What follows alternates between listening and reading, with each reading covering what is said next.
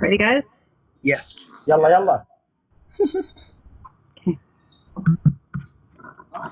Hello, everyone, and welcome to our very first podcast of the Secular Jihadists. My name is Yasmine Mohammed, and with me today are Faisal Al-Mutar, the leader of the Secular Caliphate, and Rizvi, author of The Atheist Muslim, and Armin Navabi, who is the leader of Atheist Republic. And we're all here today to try and encourage you all to join us and also be a secular jihadist. Great. Let's hear a little bit more about our backgrounds, each one of us. So, Ali, why don't you start?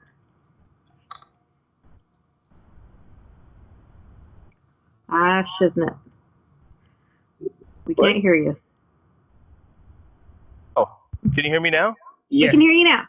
All right. Sorry, I accidentally muted myself. So I was saying that this is great. You guys are really good friends. I love the work you do and I have an immense amount of respect for all of you. So I just wanted to say that this is a very diverse group in the sense that because diversity is very cool nowadays. We've got an Iranian atheist, an ex-Muslim, Armin Navabi. We've got an Iraqi atheist, secular activist and Don't caliphate. assume my gender. Faisal Saeed Al-Mutar, yeah. And then we have an Egyptian-Canadian woman, and that's Yasmine, and who has a very, very interesting history as well.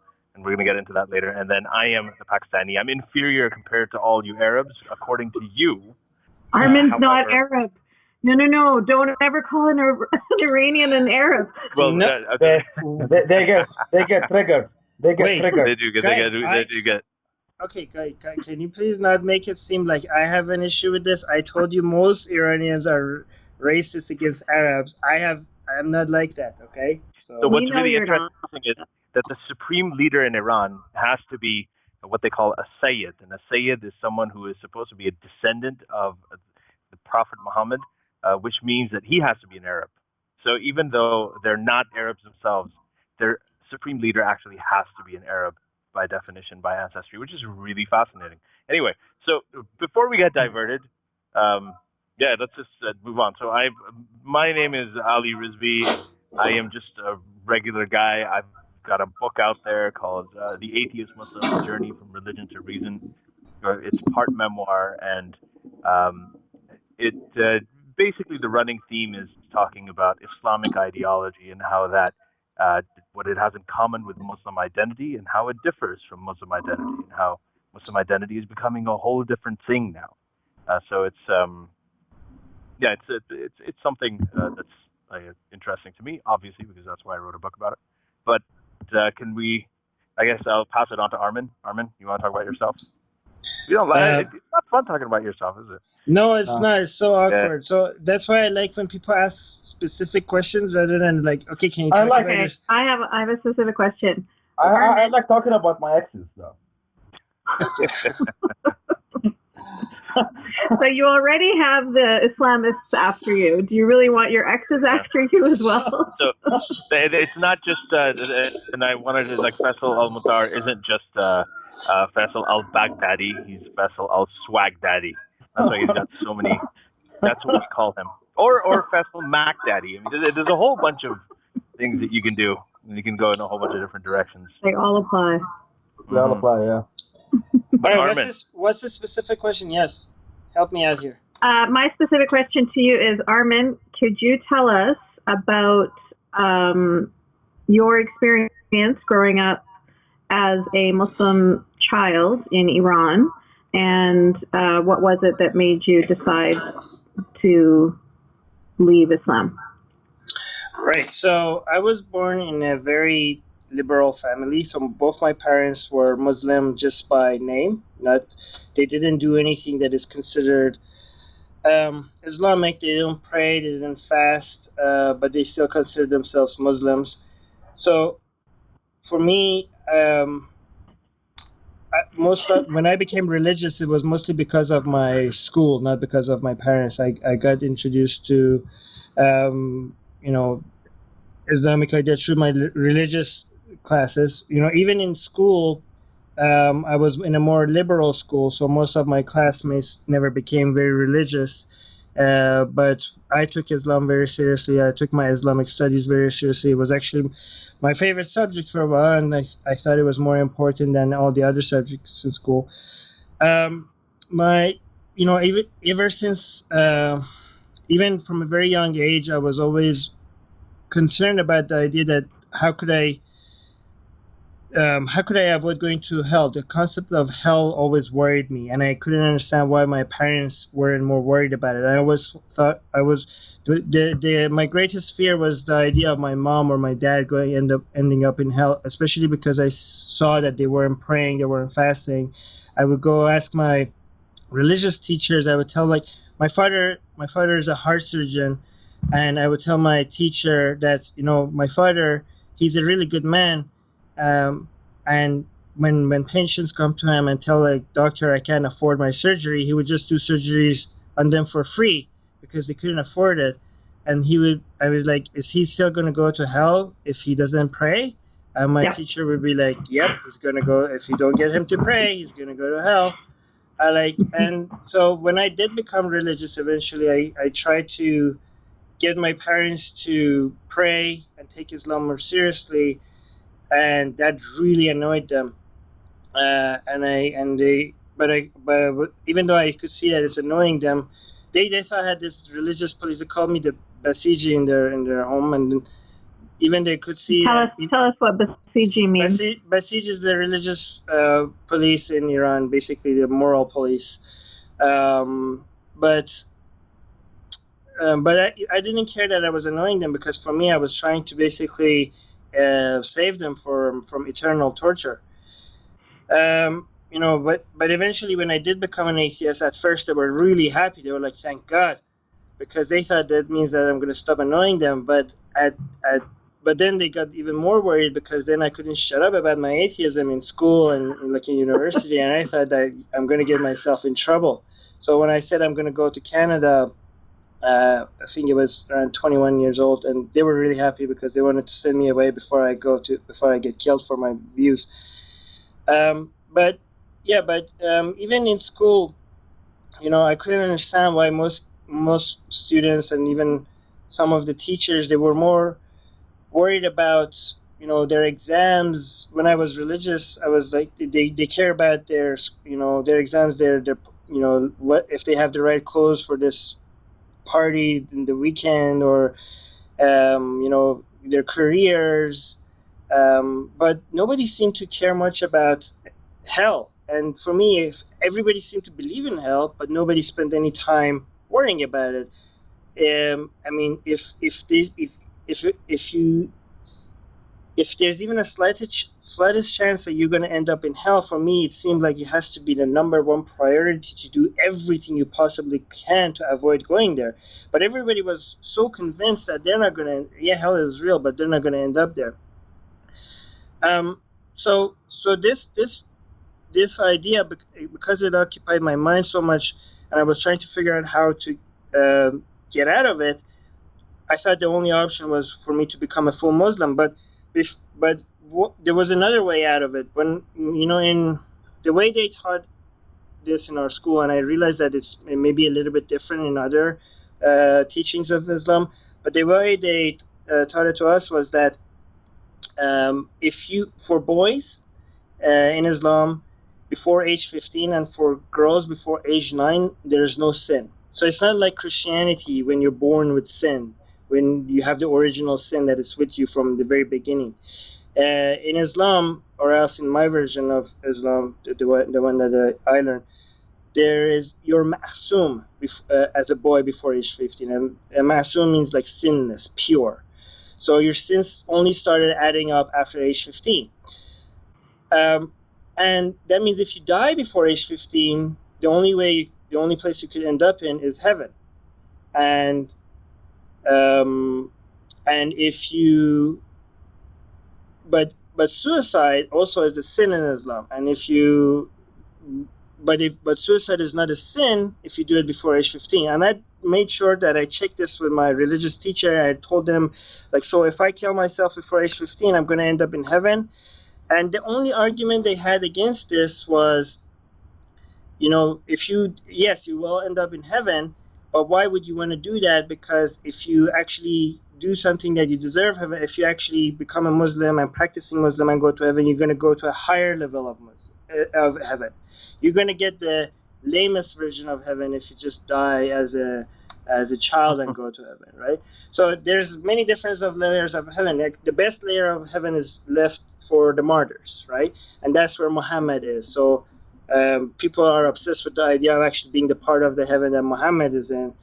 But I, as a person that died before age 15 as a child, I would get the lamest version of heaven. And but for me, that didn't really matter. For me, getting heaven wasn't the issue. For me, avoiding going to hell was the issue. So I was okay. Was it like you're thinking that, okay, we could all go to hell if we don't do this, then how could people not care about this? It's like, we're all going to end up there. Like, how is this not the only thing that people are concerned about? Yeah. When you're a kid, you think that way. When you've been taught these things, it's pretty nuts. Yeah, and I burned my hand when I was a kid, and it was so horrible. I was like, wait a minute, this is going to happen all over my body forever? Like, how is nobody, like, for 5 seconds, I would have done anything to make that small little burn stop. How is not everybody just focusing all their attention to make sure they're not going to burn forever? This should be everybody's number one priority. Not just for themselves, for everybody else as well. They should save themselves and try to save everybody else. They should, if Muslims actually believe in Islam, they should dedicate their entire life trying to save other people from not going to hell. Like, if you see somebody walking, when in Vancouver, I used to go to church here, and there was this Christian came to me and he said, so you're an atheist? And I was like, yeah. And he was like, don't worry, I'm a Christian, but I'm not going to try to convert you.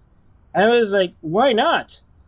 Don't you think that I'm going to go to hell if I'm not a Christian? It's like, yeah, but that's not for me to decide. Like, but you could save me, and you're just letting me go to hell? Like, why wouldn't you try? Don't you, care? Like, if I see somebody that is in the road and the bus is coming and they're not seeing it, I will, if I can, I would say, like, yell or something or push them away. And these people are pretty sure that we're going to end up in hell. And they're like, oh, I'm not going to evangelize. Like, you should do nothing but evangelize if you actually think people are going to end up in hell, in my opinion. I know. Yeah. So I go on to, like, where that logic led you, because this is an amazing story. I mean, it's obviously, it's like kind of disturbing as well, but it's an incredible story that it's, like, even for a lot of people who haven't been through this kind of experience, they would probably be able to relate to it, because that's where the logical trajectory takes you if you follow it the way it's supposed to follow. So basically, I just jumped out of my high school building. I jumped out of the window and landed on concrete floor, and I didn't. Apparently, I wasn't. You were 15, Armin? I was 12. I was 12. That is brave, though. Well, I mean, it wasn't brave. It's actually not exactly the opposite, because I was scared of going to hell, right? So I was trying to. I was like, why would I gamble my life? Why would I stick around? How could I be so confident that I'm going to be a good enough Muslim to end up in heaven, right? Why would I take the chance? I never decided to play this game, and the consequences of losing this game is so high that if I could just quit early and not play the game, I would just take that. And I think everybody should. This is a loophole in the system, and I was so surprised that most people are not taking advantage of it. I just quit early, guaranteed heaven, no problem. And I wasn't depressed or anything at all. I just wanted to make sure that I don't end up in hell. But I jumped, I broke my left hand, both my legs, fractured my left ankle in so many places. I fractured my back, almost got paralyzed. I was in a wheelchair for 7 months. And the only reason why I didn't try again was because I saw what it did to my parents.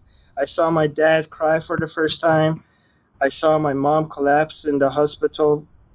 And I just didn't want to do it again. So when I turned 15, I said, like, okay, I have to play this game. I have to do the full Islam thing. And I became very religious. And I started, And my parents thought, like, I did it. I told my parents it was an accident, but but later on, I accidentally fell out of the window. Yeah, but later I came up with the story that I was on the chair and the chair slipped and I fell. But then later on, I realized that the reason why they never believed me was because I took out my watch before I jumped and gave it to my friend. Mm-hmm. So, and I didn't know that my friend told them that. That's why they never believed me. And they thought I must have been very depressed. So they hired shrinks and stuff, and I had to go through so many tests. And I missed 1 year of school. So when I went to school, all the kids were different, and my parents were always getting these people questioning me. And I wasn't depressed when I committed suicide, but I ended up depressed because of what was happening. So that isolation and that actually made me closer to God, because I felt like nobody gets me, nobody understands me. And most of my friends weren't even religious. They made fun of me for being a Basiji because I started growing a beard. My family, my own cousins were making fun of me for being religious. And basically I had no friends, and I told myself God is the only friend I need. So that made me even closer to God. So you're, so before you're 15, because there's no way you can go to hell, so you can pretty much get away with anything. But once you're 15, you realize that, okay, now I have to play the game, because now the sins are going to start adding up, and I'm going to go to hell. Hell is super real. I mean, that's what I've been taught, so I have to do whatever I can to avoid it. So I'm just wondering, I mean, not to make light of this, but the night before your 15th birthday, is that like a bachelor party type thing? Like where you're just like, okay, this is it. Get, whatever I can in, because from tomorrow morning it's going to be all Allah all the time. No, because most people didn't think about it. Most people didn't consider how important. For me, it was a big nightmare scenario. Yeah, like of course. Yeah. But most people live their life the same way that they did before they were 15. I know. Yeah. Sorry, go ahead. Yes. Oh, I was actually going to mention a book that I just read. It was a book that was the Letters to a Young Muslim. So it's the book that was, the review was at the same time as your New York Times review by Kareem Abdul-Jabbar. So I ended up reading that book, and the author, Omar Saif Gobash, was talking about that whole, what you were talking about, Armin, like how suicide is forbidden, but yet we have suicide bombers, and they are of the highest regard.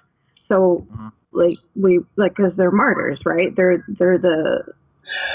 because the thing is that actually a lot of Muslims that are against these suicide bombers, they point that out. Like, well, that's not allowed because you can't commit suicide in Islam, right? But I think what they try to, what the Muslims that do think that these are actual murders try to get away with, because they say that in combat, if you get killed, anything you do is. It's not really. That's why the guys, before they went through the Twin Towers, they were like at a strip club and drinking and whatever. Yeah, no matter what you do, you're off the hook. The other thing is, I'm going to actually quote, since I'm going to be the resident Quran quoter here. So I'm going to refer you guys to two verses: the Surah 2 verse 154 and Surah 3 verse 169, and both of them. Impressive. Say, well, you haven't heard the verses yet, so just wait. These are the only two verses I know. You know them. They both of them say that don't call those who die in the way of God dead. They're not dead. You just don't perceive that they're living. So that's pretty much verbatim what it says, and you guys can look it up. And the whole idea is that suicide is a word that we call them suicide bombers.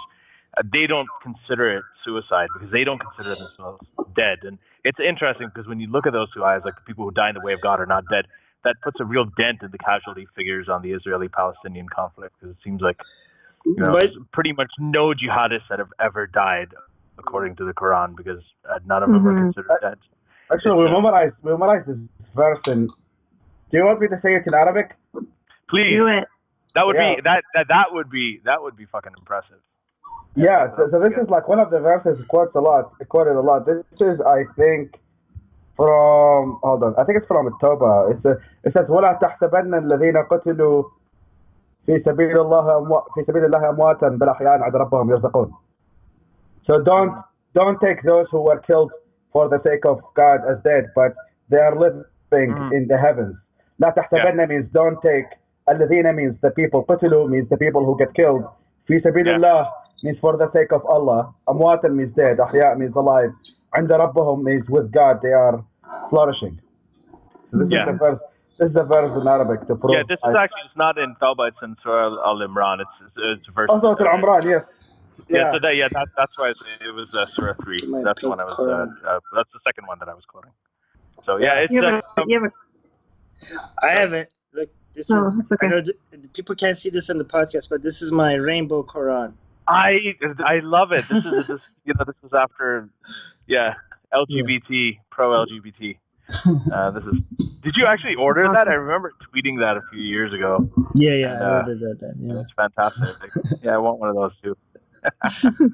Anyway, that's. This is actually it's a consequence. I mean, when you have people like Richard Dawkins say that this is child abuse, when you tell kids about hell, I mean, if you have somebody who is actually willing to reason it out and listen to that and take it seriously. I mean, this is what I had Armin. When the Peshawar shooting happened, Peshawar is a city in Pakistan, and at the end of 2014, the Taliban went in there and they shot dead 132 kids and about 140 people overall, 132 children specifically.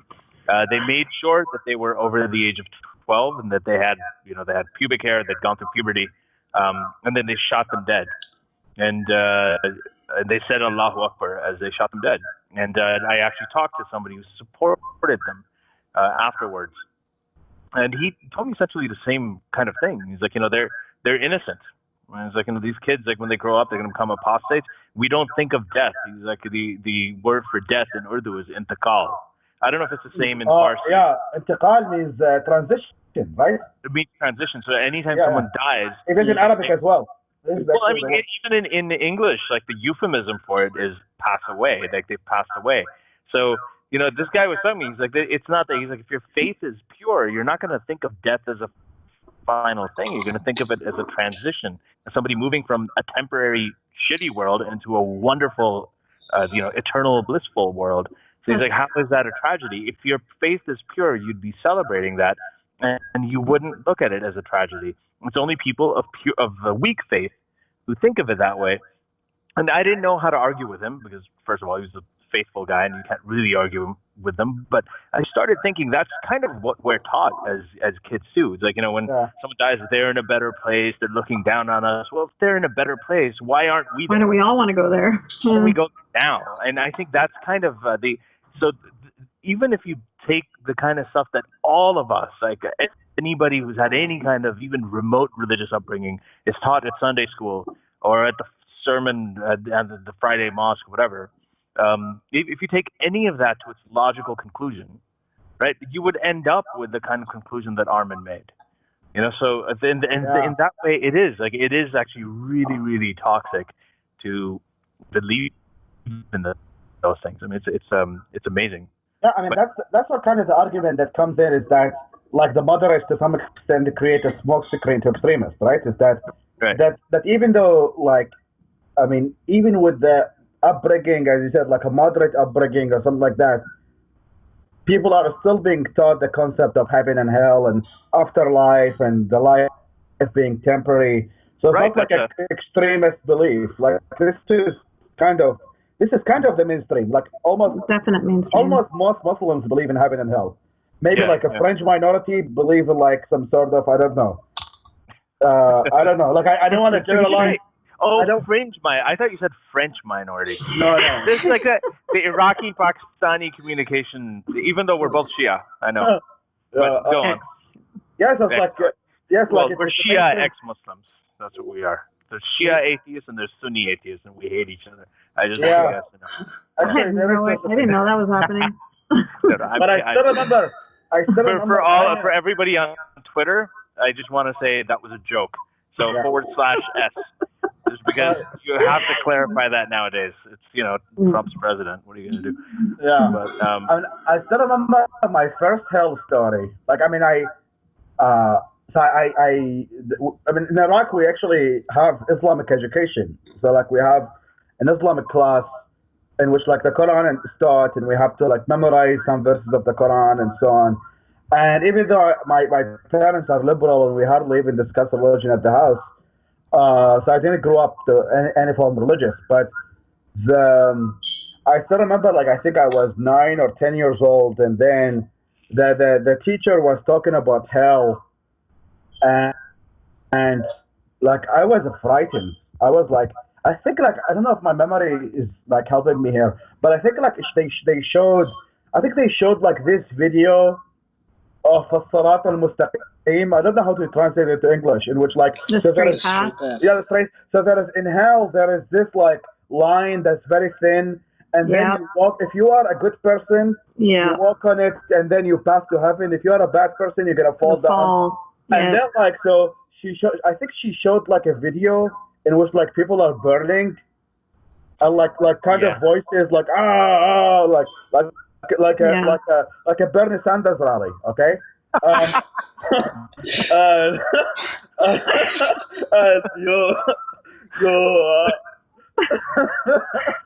Especially after Clinton won the nomination, There was a woman at the Women's March, or not the Women's March, but when they first said like the 45th president of the United States, and she was like, Yes, it was exactly like this. Actually, it was exactly like people like screaming and like all of that. Hell.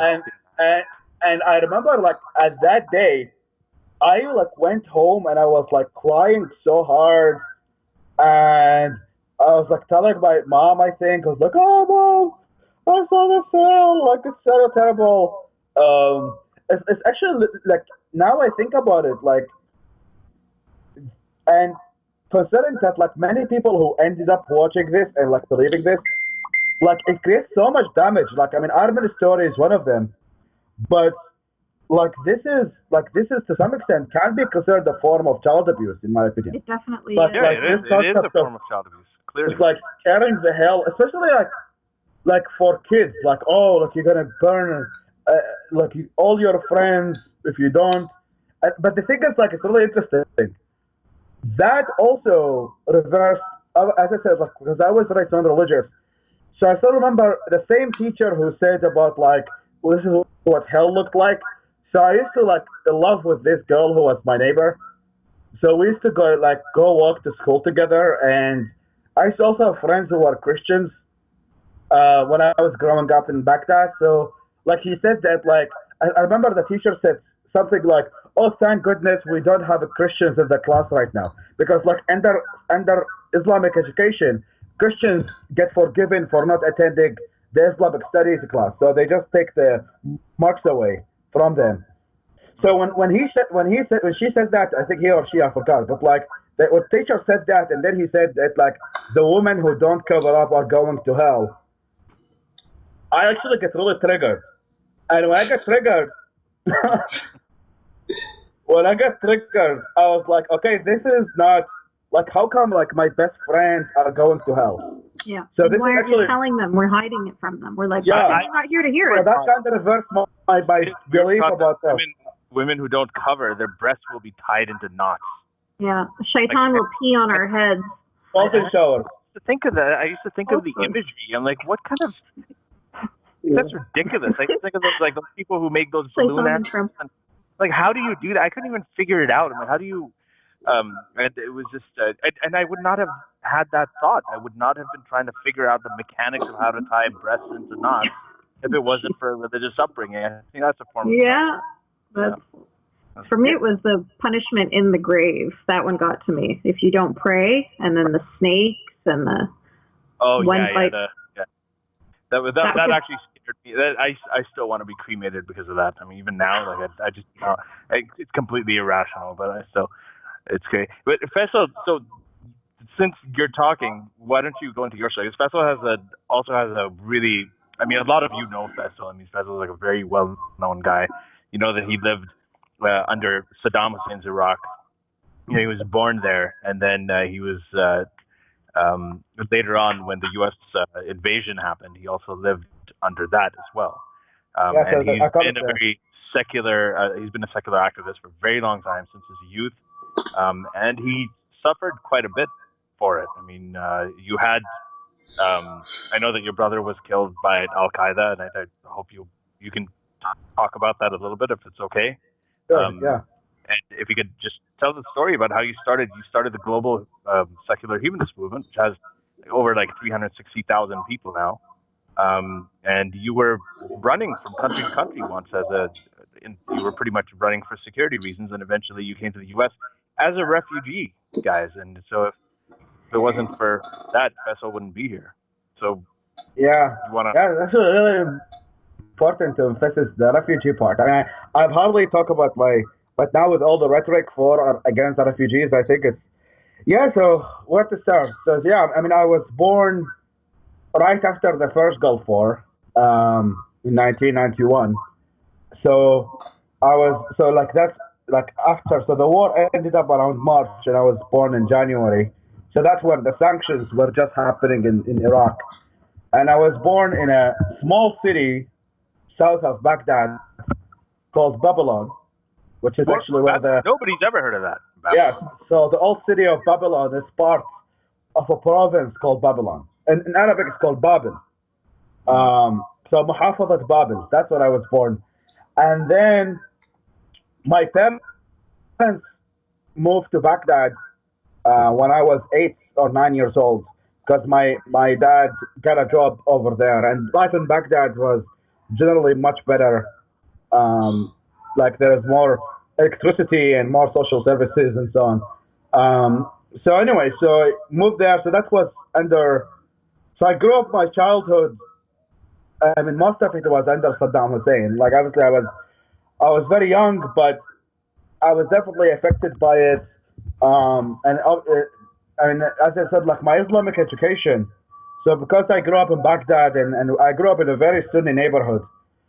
So like my Islamic education mostly came from Saddam education. So it's a mix of pan-Arab nationalism mixed up with Islamism together. Even though lucky me, I wasn't really affected hardly by it because my parents were liberal. And it was kind of, so this kind of adds up to my story because I kind of lived in a bubble. Like my parents are liberal, we hardly discuss religion at the house, me growing up. And the moment I leave the house, the moment eventually the kind of like clash of civilizations happen between the bubble of my family and actually the society that I grew up in. So yeah, we used to like do every Friday. We used to say "Long live Saddam Hussein." We used to like memorize quotes by him, praise Saddam. So like we have classes in the elementary school. So when the teacher comes in, we stand up and say "Ash al-Qa'id Saddam Hussein." It's like "Long live Saddam Hussein." So like we used to do that like every morning, like praising Saddam all the time. To the way like. It's kind of weird to say it, but like I memorized lots of like Saddam music. I still have like lots of on my phone. Because actually it was like 2 of them used to be my ringtone for quite a while. Like I have like most of pro Saddam songs on my phone because these are the songs that I grew up with. A lot of that music is actually really good. I remember we were listening to some of those ISIS songs. Yeah. And, like melodically they're great, and you understand why they work.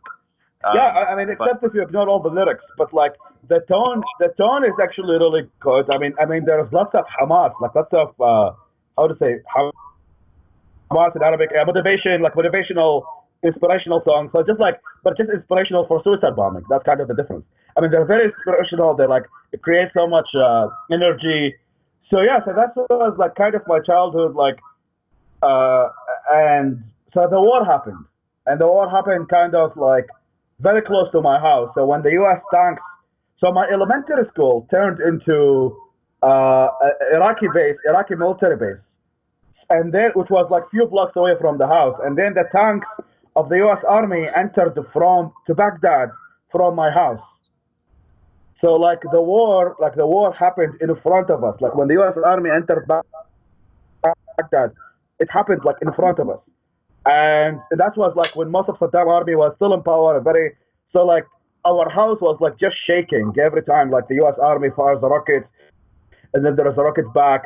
So like I was like hiding as a child like in a corner of the house, like the house like was shaking. I still remember that like very strongly, like these days of the war. That was like around April 2003, and the war ended, and like our house was like filled with bullets. Like the front side of the house was like filled with bullets. The glass was mostly broken, and then we went outside the house, and then there were like lots of dead bodies, like the U.S. Army has killed, and many of them were like that was like the first time in which I encountered like a dead body in front of me when I was a child, and there was like lots of hands cut off and heads cut off and all of this kinds of stuff, and that was just the beginning.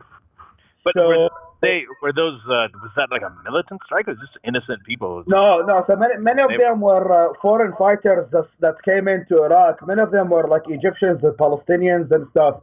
So part of Saddam's idea, like soldiers, like the So they were militants. They were fighters that came in, like Arab fighters came in to defend the leader of the Arab world and the leader of the Muslim world, and that was Saddam.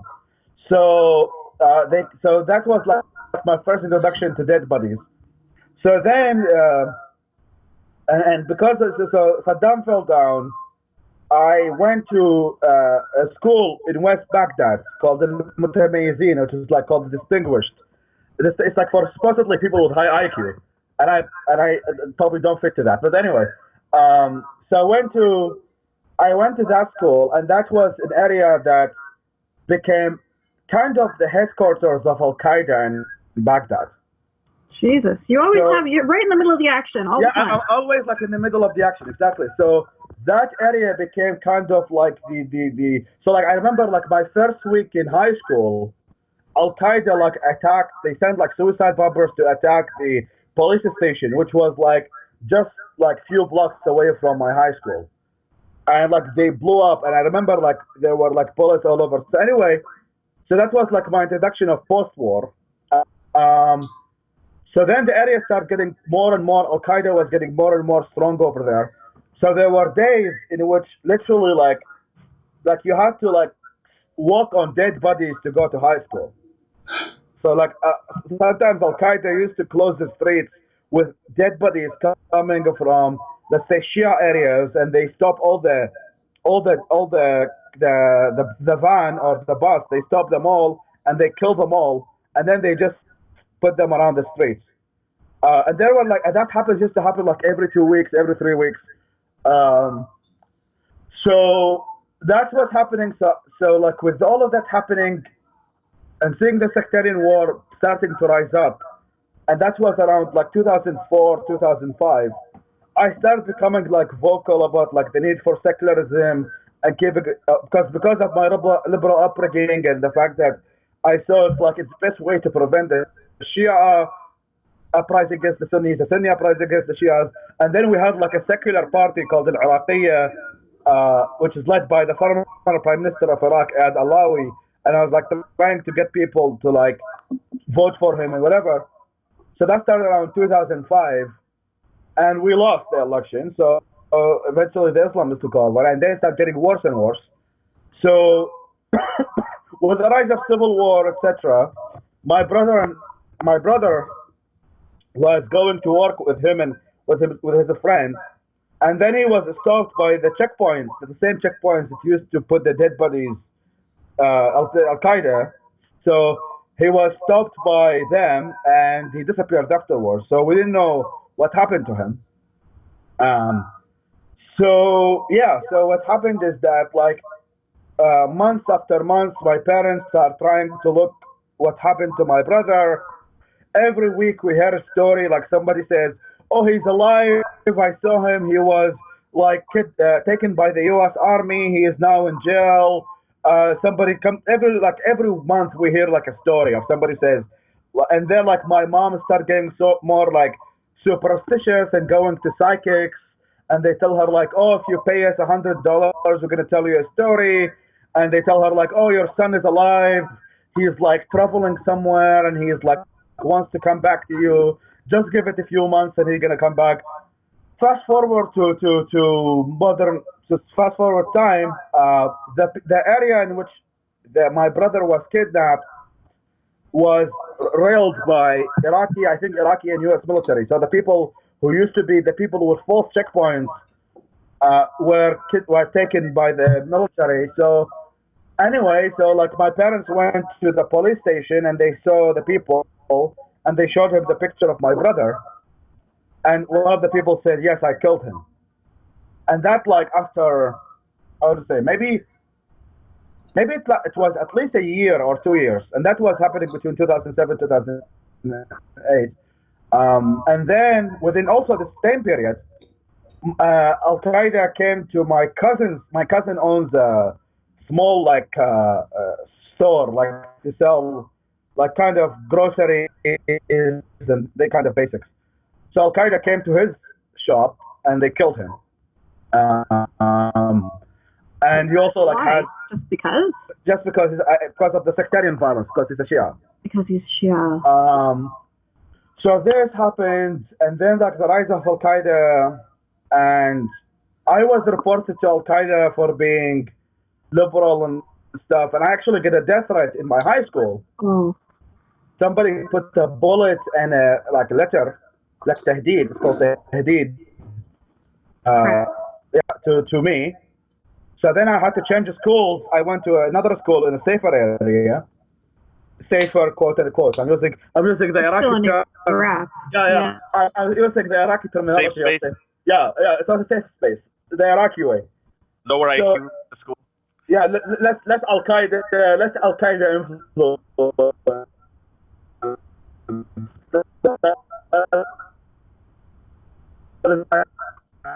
High school, I finished high school. So they refused me because the visas to Iraqis are so difficult. So like they wanted to, I didn't even want to hear the story or anything. All what they care about is whether you have, they wanted like I think 60,000 pounds in my savings account or something like that.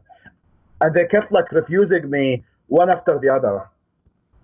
Then the situation in Lebanon started getting intense. And considering that I'm not from there, so they have like Lebanon, they have this rivalries between Hezbollah, which are the Shia, and like the Hariri, who are Sunni, lightweight version of Iraq. It's like also Sunni Shia conflict.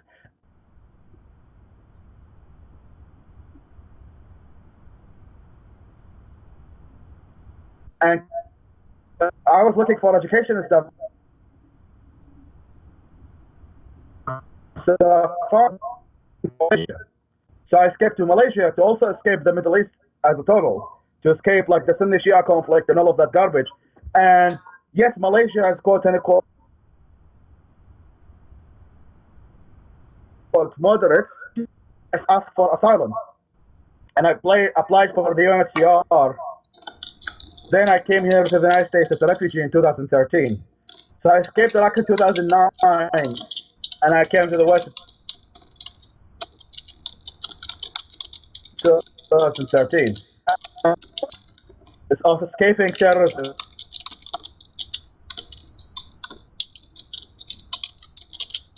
And the Boston attack happened. Yeah. And I was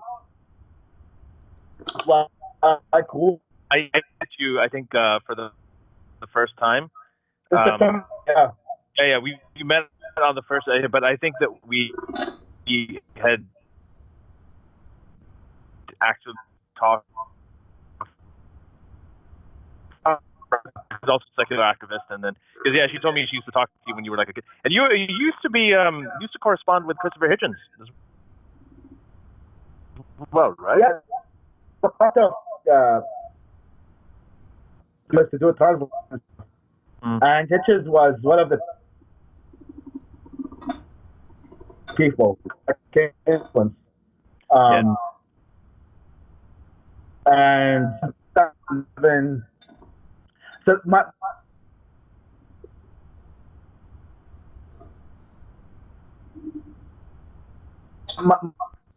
and he was like for the one of the I don't know. I think people probably know this by now, but he was one of the biggest proponents of the Iraq War, and he supported the Iraq War. So I used to come to Iraq a lot, and it was just, and I was like a fangirl,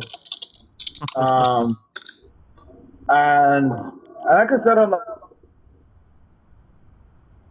like he's that. It's only, I mean, the Iraq War still is one of the most controversial subjects until today, and I'm planning to write a book on the subject to actually take this further, like explain.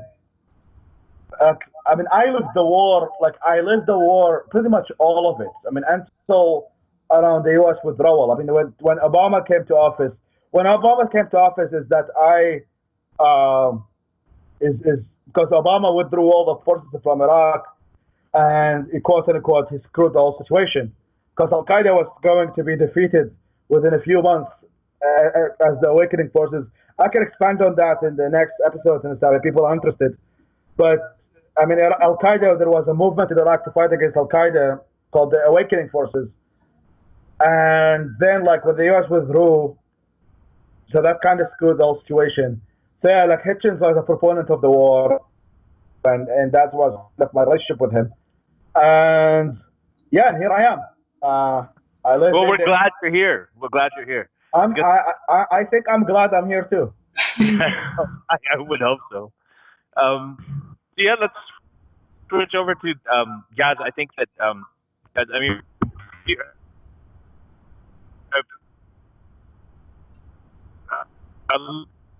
a lot of all of his 9/11 jokes and everything like that.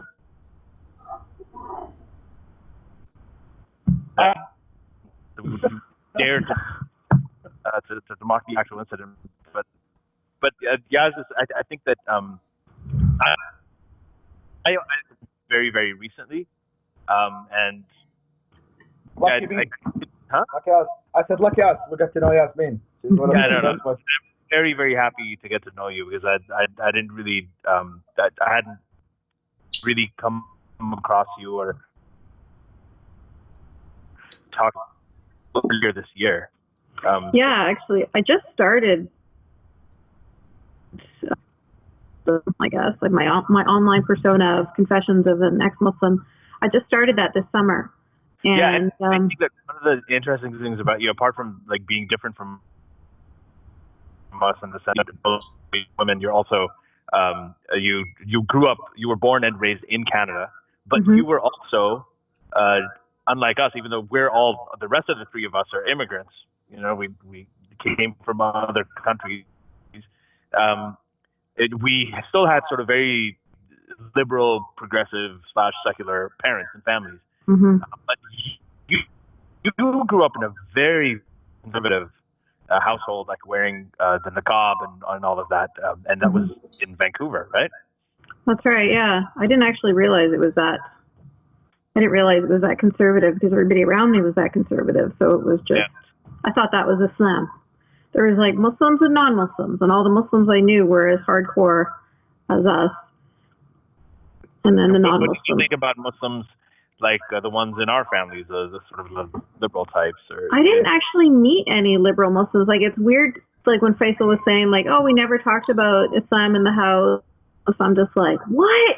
That's like all we ever talked about. Like, it's yeah. Yeah, because Shias are not real Muslims. Yeah, of course. Right. Yeah.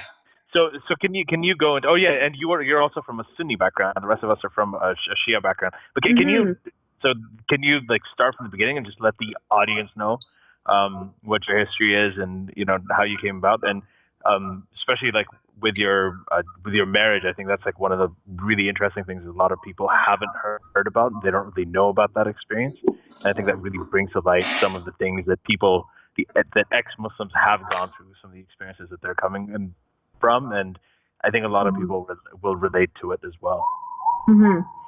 Well, I was about 19 years old, and my mom was getting sick and tired of me because I was turning into a spinster, was refusing to marry any of these people she was bringing forward, and was insisting on going to college and she was like, what's the point? Like, why are you bothering to go to school? It's not like you're ever going to work anywhere. Like, what, no daughter of mine, like how embarrassing. And she was horrified that I was even bothering to go and get an education. So we were constantly, we were fighting all the time. She was unhappy with who I was becoming. So she basically, I was pressured into marrying somebody that was her choice. And I go into details in my book, but basically I had no choice in the matter. I had to marry this guy that she had chosen for me. And yeah, I didn't know at the time that he was Al-Qaeda.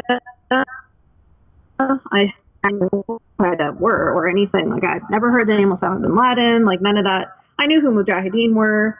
I knew that he had entered the country with a Saudi Arabian passport coming from Afghanistan. So to me, I was like, well, those are some red flags, because he's Egyptian. Why does he have a Saudi Arabian passport? And he's coming from Afghanistan. So there's reason to be concerned about this guy. And my mom was like, no, he was granted refugee status by the government of Canada. They checked him out. He's all good. The only reason why he had a fake passport was because he lost his Egyptian one or something. Turns out later and I found out. This is before 9/11, right? Or this is before 9/11. He was there for that was his purpose. He was there for 9/11. So it's much easier to come into Canada, especially in those days. You could cross the border from the States to Canada with like a driver's license. Not even that. You could just say, I'm just going down to Washington for the weekend. So and they'll be like, okay. Just for context, because I'm thinking a lot of readers will be curious to know, who it is. Can I say his name and sure. on the thing? So his name is Issam Marzouk, and there's a Wikipedia page on him that you can read about, so that you have a little bit of context in terms of what Yaz is talking about in her experience. Mm-hmm. Go on. Yeah. So he was obviously. I mean, Faisal and I have talked about this before, of how when you just meet somebody from Al-Qaeda or somebody of that ilk, you sense it right away. There's a very negative energy that surrounds them, and you just know there's something off about this guy. But like I said, I didn't have a choice in the matter. And I ended up getting pregnant soon after, so that was that. I tried to tell my mom, like, he beats me up, and she was like, so what? It's in the Quran. He's allowed to. It's his right. You're his wife. And there was no way she was going to let me, like, support me in getting out of that marriage, because she said that if I divorce him, like, if we separate, people are going to say, oh yeah, he just divorced her because she wasn't a virgin or something. So she was too afraid of her reputation. And so she wouldn't help me to get out anyway. And so my daughter was about 9 months old, and I realized that this whole life that I'd been living, and this life that my daughter was going to watch it happen in front of her, and it was going to end up becoming her life eventually. So I needed to get her free, to get us both free. And so I got away eventually from him to my mom first.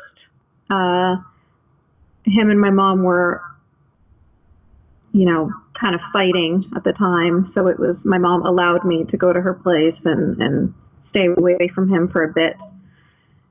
She thought that she was going to try and mend the relationship and send me back to him. But in that time, when she left the house, she'd gone to work, I snuck out and I saw a lawyer. Here I am in my niqab with my little baby, walk into a lawyer's office that I'd found on Lawyer Referral in the yellow pages back in the day before the internet or anything. And I thought I'd go and find a female lawyer, because then she'd be, more open to understanding my situation. And I walked in there and I said, I'd like really, really quickly, I need a restraining order, I need a divorce, and I need full custody of this baby. And she was like, done, done, and done. And she didn't charge me a dime. And she knew that she couldn't call me at the house. She knew, like, it was a very, because there were no cell phones at the time, there was no internet at the time, it was a tricky situation. But anyway, I got myself out, went on welfare for a bit before I went on student loans, and then started going to university. And my goal in life was for my daughter to just have a decent life. I just wanted to get away from this horrible man. And while all this was happening, I forgot to mention that CSIS had contacted me.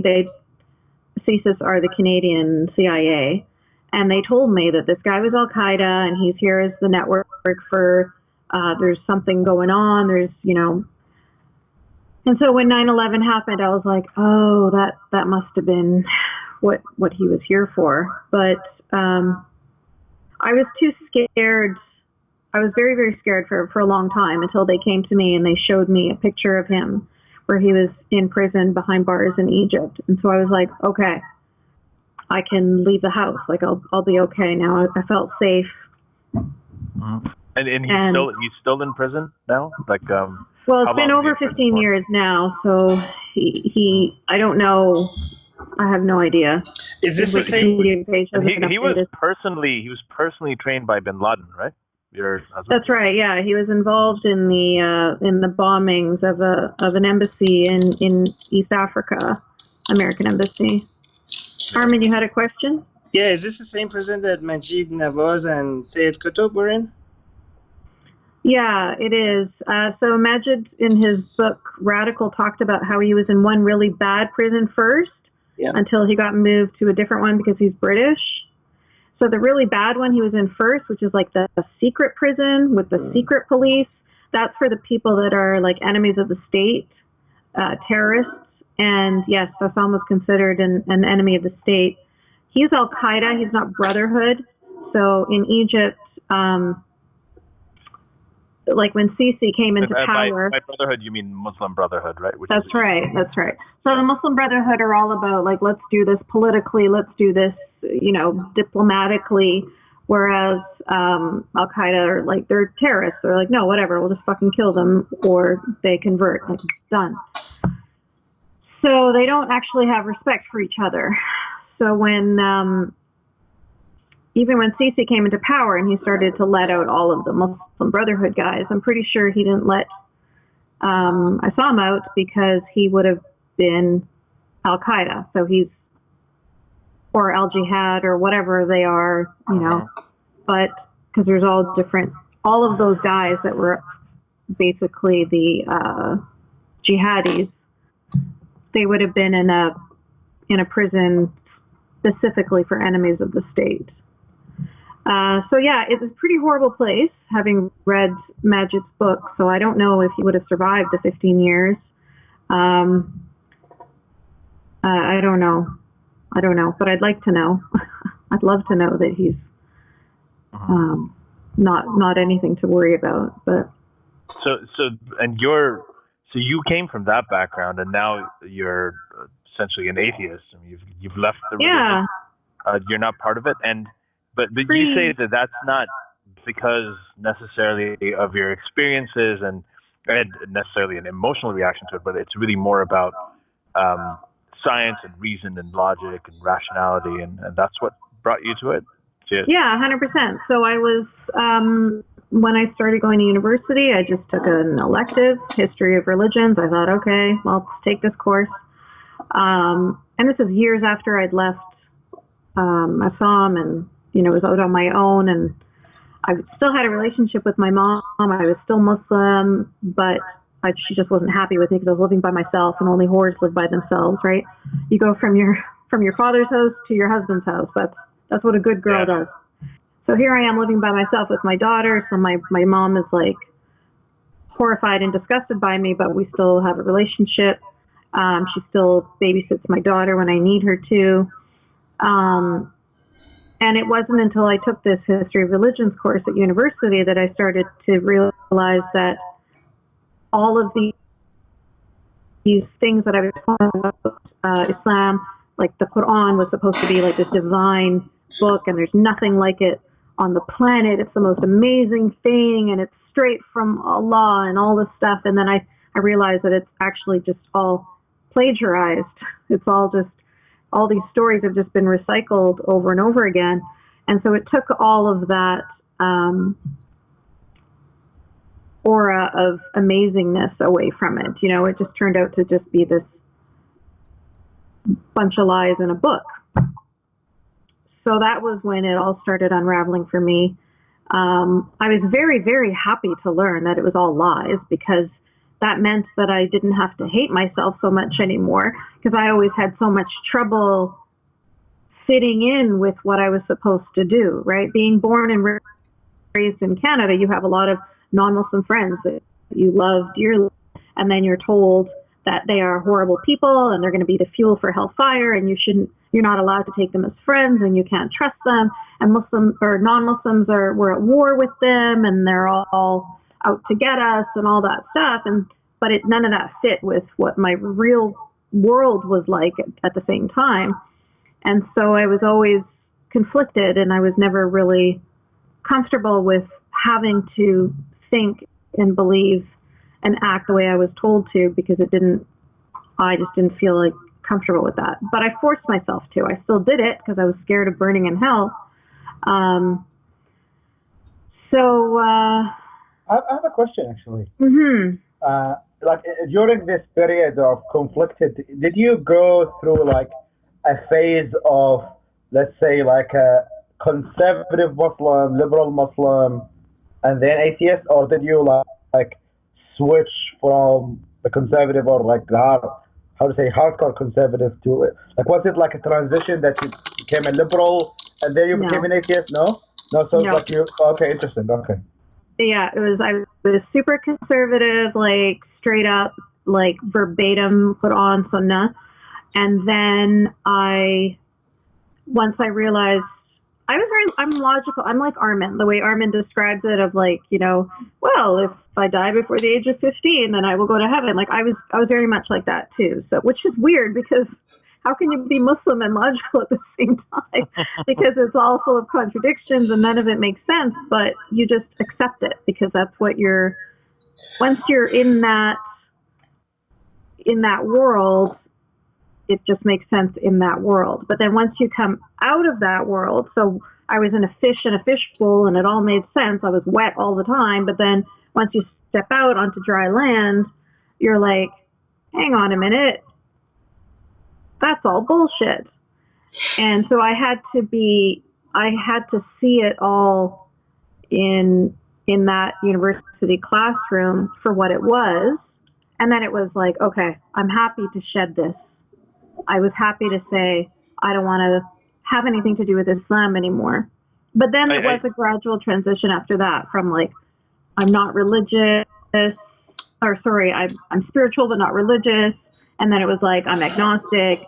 And then it wasn't till years later that I actually took on the term atheist, the identity. Did you read Deepak Chopra? No, I never got that bad.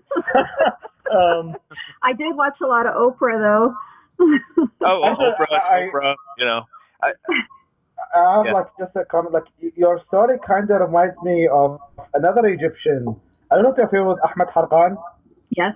Yeah. So it's people with Ahmed Harqan is a kind of a famous video blogger / activist who is now an ex-Muslim. So Ahmed Harqan used to be a Salafist, and so he has like this episode. He talks about kind of his transition. So one of the really interesting things that I found about Ahmed Harqan is also your story as well, is that so like Ahmed Harqan was extreme like Salafist. He was like the hardcore Sunni. So what he said was that he needed like kind of a punch in the face, not like kind of there is the Aslan terminology here, metaphysical. So like what he really changed him was like Richard Dawkins in that regard. he said that like I need somebody who like tells me like religion is all bullshit. He Yeah. says like all this like um, uh, cute Muslims or like kind of the soft atheists, quote unquote, Doesn't work. didn't work with him. Like he needed like kind of like you have wasted your life, like that kind of approach. Like you have lived your life in complete delusion, and now you need like atheism is the way, which is kind of Yeah. really interesting because here in the West, I don't know if that's the right observation because I haven't lived here so long, but like that approach kind of triggers Muslims. Like You when know, you I actually. Oh, sorry. Go ahead. I was going to say, I think it's because as Salafis, we are poor, and we have zero respect for liberal Muslims, Yep. right? Like, so if you're like a Muslim by name, Salafis they have no respect for you, right? Like, so if you try and convince a Salafi person to sort of do like a Muslim light, like a diet Muslim, sort of liberal, moderate Muslim, they're going to be like, yeah, whatever. Those people are nothing. like So they'll have Yeah. That's right. Yeah. This is like I think one of the things that we're probably going to get into in a future episode, and actually Armin and Majid, and I all spoke at the non-conference last year in Niagara Falls, and we had a really interesting panel discussion. Again, this is Majid Nawaz and Armin and myself, and it's particularly between Armin and Majid about reform versus like using the reform approach versus actually just apostatizing outright, which is what you guys are talking about. And I think that that'll be something that's really interesting that we should get into. But I wanted to add one thing. Yeah, go ahead. I was just going to add that to continue that though, if you're a liberal Muslim, then the reform thing could work for you because Right. you're already there. You're already like chill about it, so you're just going to get more chill. But What was that? Then you're kind of preaching to the converted in a way, right? Like I mean, you're kind of moving them. You're not moving them too far. I think one of the things Maj wants to do is, and one of the places where Maj's approach I think does work is younger people who haven't really picked up on it and who are still sort of like getting their bearings. For them, it may possibly work too. It doesn't it's a good work. discussion. No, it doesn't work. It doesn't work because So as I said, Armin was the other side of that debate. No, So because you're saying to people like, I know you guys are not smart enough and you're idiots to understand that this is all bullshit. So can you please accept this peaceful version of the bullshit instead of the harmful version of the bullshit, so that you're not hurting us? You're not giving people credit for, instead of trying to sell people a peaceful bullshit, just try to teach them how to recognize logical fallacies. So because you're being offensive. I'm getting radicalized here. Yeah, Armin, you're not being fair. Like some Nazis, they like the swastika. They like the traditional hand gestures.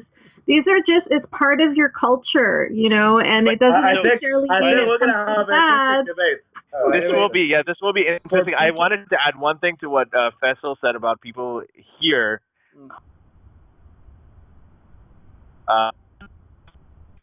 Whereas you said Ahmed Harkan, he just wanted the straight up, and this is the same experience that my wife had too. Alishba, she went through that whole spiritual but not religious phase until one guy was talking to her about something, one of her close friends, and he just told her, he's like, well, that's just one of the arguments she made when she said that. I can't remember the exact details, but he just said, well, that's just stupid, and that's what turned her. So now, whatever, sometimes, she'll say to people in an argument, it's like, that's just a stupid argument. And people will be like, that's a really, really harsh approach. And that's not the approach I use. But she uses it because she knows that it worked on her. For her. And just about 3 weeks ago, I got a message from a guy on Facebook. And he was telling me, he's like, Alishba has blocked me, so I can't really message her. So I'm messaging you instead. But 2 years ago, I used to insult her. I used to get really mad at her, and I was very religious. And she told me I was stupid and I need to all this stuff. He's like, and now I'm where you guys are. So just please let her know thank you. And I looked at that and I was like, you should frame this because this is exactly you kind of passing it on. But I wrote in my book that in my correspondence with a lot of sort of atheists and agnostics, the vast majority of whom are closeted in places like Bangladesh and Egypt and Saudi Arabia, they don't have the patience for the conciliatory tone. Like they actually like people and Hitchens is too hard and Sam Harris is too harsh in the way that they speak. But over there, these guys, and Bill Maher especially, they love Bill Maher over there. They actually like that because they feel like the sort of the respectful speech that's like slow and measured and incremental is a luxury of societies that are open, who have the privilege of being able to speak openly, right? For them, they don't have that privilege. They're being censored, they're being oppressed, they're being thrown in jail, they're being flogged for just writing a blog. Like they have a black and white life. There is no gray area. So so they want to cut to the chase. They're a lot more angry. So when they hear somebody like Dawkins or Bill Maher speak, or then you think that relates with them, and they actually speak that way too. Like they when they talk about Islam, they speak that way too. And you may have noticed a lot of people with that background. Like I've seen a lot of them kind of go towards the right wing part of the whole anti-Islam and anti-Muslim rhetoric, which I don't particularly subscribe to, and I don't agree with that, but I do understand why they're going there because the liberal side hasn't really provided an alternative. Like there's no door that we're holding that they can go through. Yeah. So they go where they need to go, and I think that's also another topic that we're probably gonna bring up in the future. But I have a story of like somebody who's like close to me. I remember like she one of the days like she called me and she said like I am as bad as the Taliban in my atheism. Anyway, so she got married to a very conservative Muslim guy, and she was a conservative herself and like memorized the Quran and all this kinds of stuff. And then he like when they got married, like he started like closing the windows. Yeah, so she was paper. So she was like a cute conservative. So she was conservative, but not. So he was like closing the windows. Women are not allowed to work, kind of stuff. And then as a result, she to the reformed version. So that kind of the thing. So like that kind of created a reaction for her, not to become an atheist, but to go to the reformed version of Islam. After I don't get that. She got struck to the way that like, okay, I want to stay a Muslim, but at the same time, I want to keep. Yes, I mean, I would say that the biggest creator of atheists in the Muslim world, especially like I would say in Iraq and Syria, right?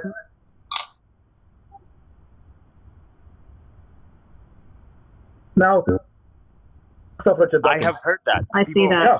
You're just like that. This is not, and that's really, really turning them because they're going online and they're realizing it is Islam. And wherever you have the ISIS stuff, you have. I mean, people are going. Now that the Quran and all this stuff is online, and people can just Google it by keyword, which is not something I could do when I grew up. It was a mystery. But when they can do it, they look at it and either they're like, okay, this is a word. Where they're like, okay, I can't go with this at all. It's because it's all or nothing. And there's an atheist movement that's kind of rising